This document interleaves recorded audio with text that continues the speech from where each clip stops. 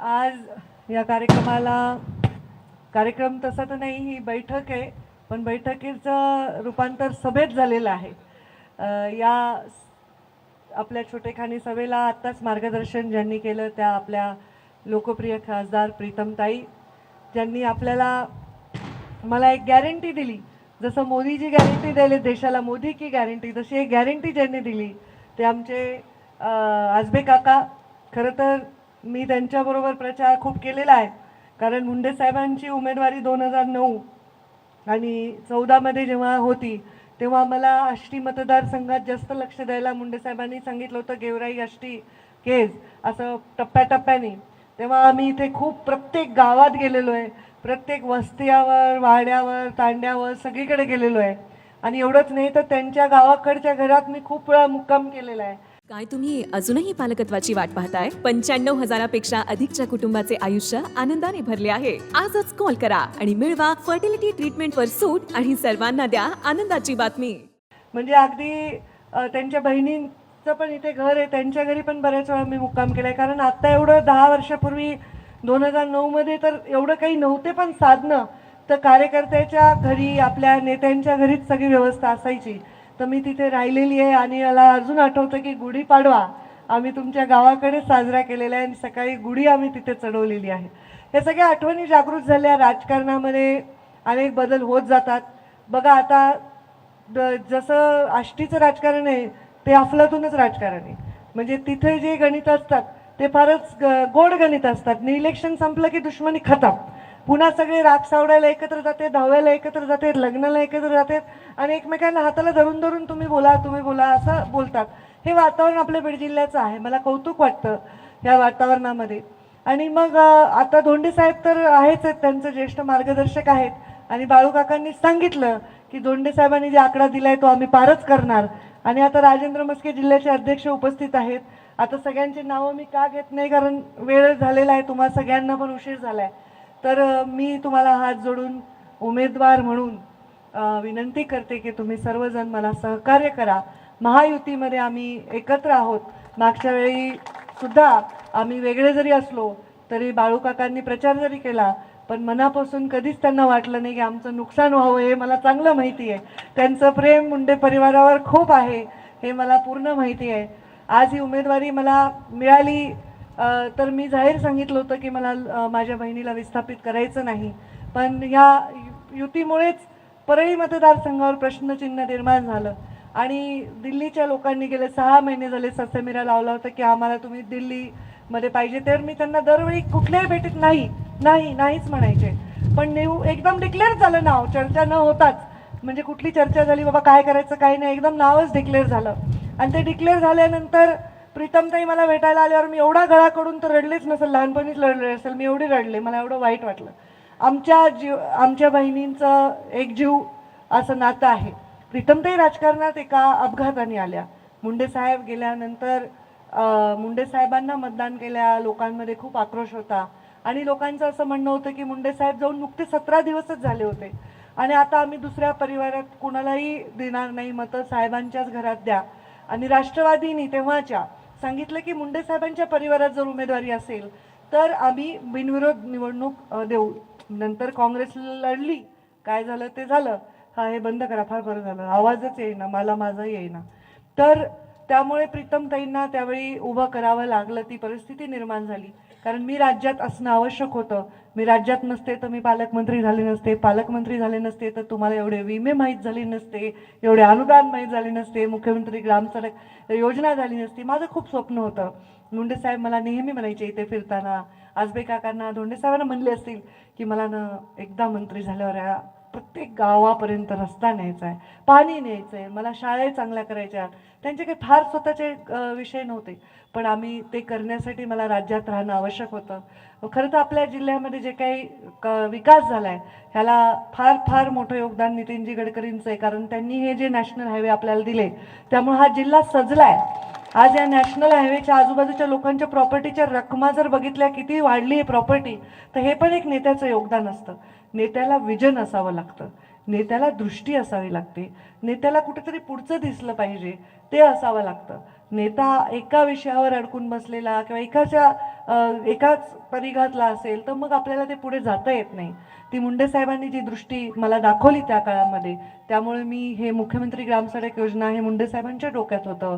माझी कन्या भाग्यश्री, की आपल्या बीड जिल्ह्यामध्ये सगळ्यात कमी मुली जन्म घेतात, तर बीड जिल्ह्याला आपण मुलींचा जन्मदर वाढवला पाहिजे, हे त्यांच्या डोक्यातनं आलेली.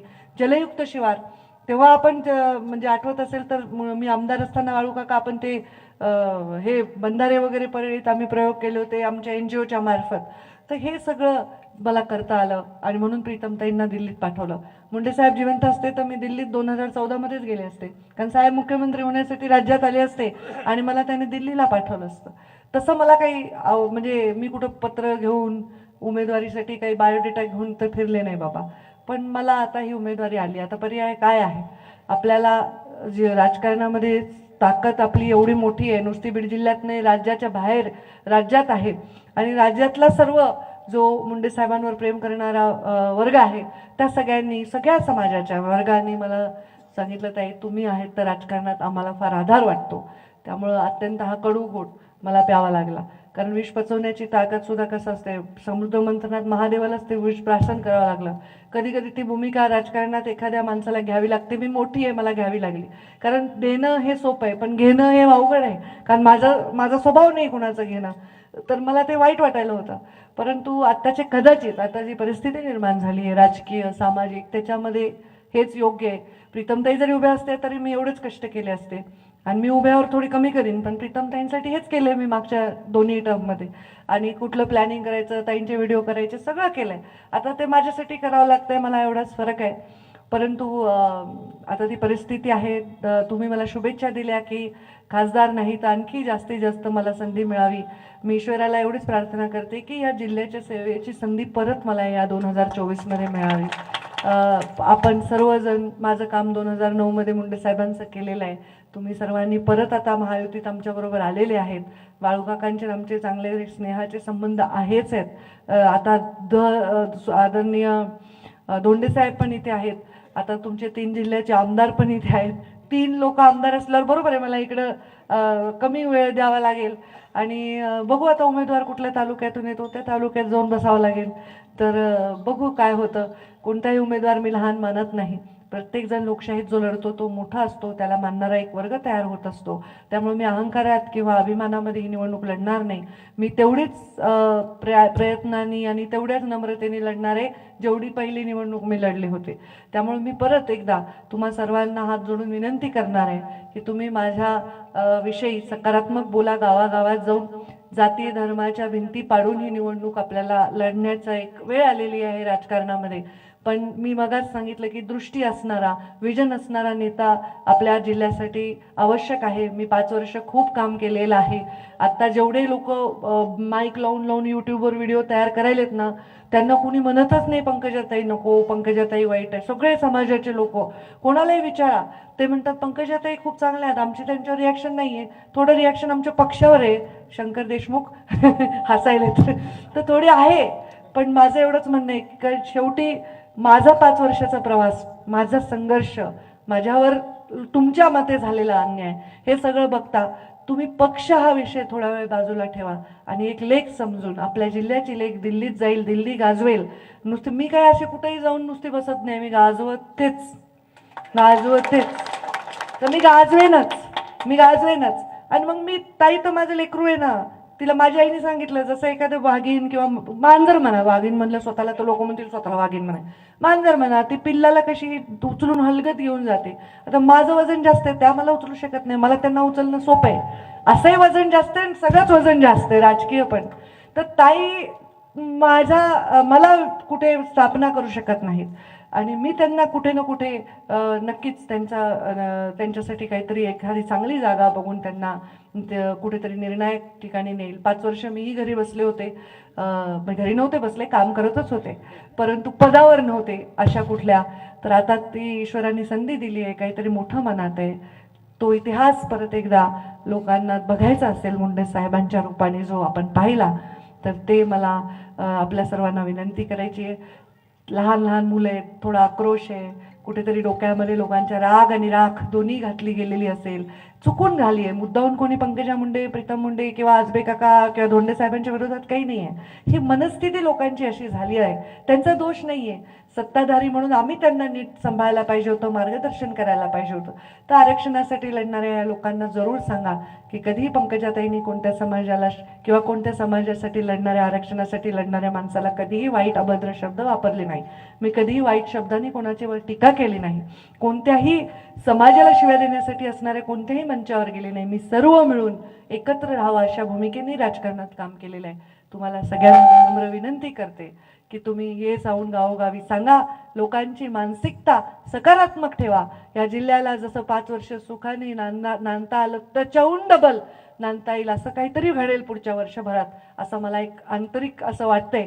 तर तुम्ही आशीर्वाद दिला तर ते माझ्यासाठी सहज शक्य होईल. मला उमेदवार म्हणून तुम्ही सर्वजण प्रचंड मताने विजयी करा. तुमच्या गावागावामध्ये जाऊन सगळ्या लोकांची नकारात्मकता घालवून सकारात्मकतेने विचार करा. तुम्हाला आठवत असेल बाळू काका, मुंडे साहेब असताना आपण गेलो होतो भगवानगडावर. तेव्हा मुंडे साहेब संभाजीराजेंना घेऊन भगवानगडावर मुंडे साहेबांनी कार्यक्रम घेतला होता आणि मुंडे साहेबांनी सांगितलं होतं की मराठा समाजाला आरक्षण द्यायला आमचा विरोध नाही. कदाचित मराठा समाजाचं आरक्षण माझ्याकडून होणार असेल, हे मुंडे साहेबांचे वाक्य आहेत. मुंडे साहेब असं म्हणाले, मराठा समाजाचं आरक्षण माझ्याकडून होणार आहे, त्यामुळे मी सत्तेत आल्यावर ते करून देईन. हे साहेबांचे वाक्य आठवा. हे साहेब भगवानगडावरून म्हणाले होते. आणि तेव्हा मला वाटतं कदाचित तेच होण्यासाठी मला परत तिकडे जाण्याची आवश्यकता आहे. कारण शेवटी इतके वर्ष जे झालं नाही ते माझ्या हातून काहीतरी त्याच्यात थोडासा खारीचा वाटा, तुळशीचं पान असतं ना तसं एक तुळशीचं पान माझ्या हातून व्हावं आणि हा विषय मिटावा कायमचा. बस झाला. लोक गावागावात ज्या पद्धतीने मानसिकता हे नको, असे करणारे लोकही नको, असे नको.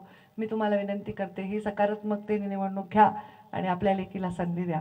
धन्यवाद. जय हिंद, जय महाराष्ट्र.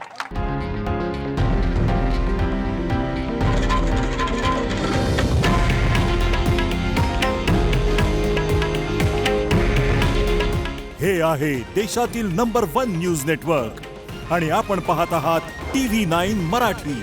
काळजी तुमची, हित महाराष्ट्राचं.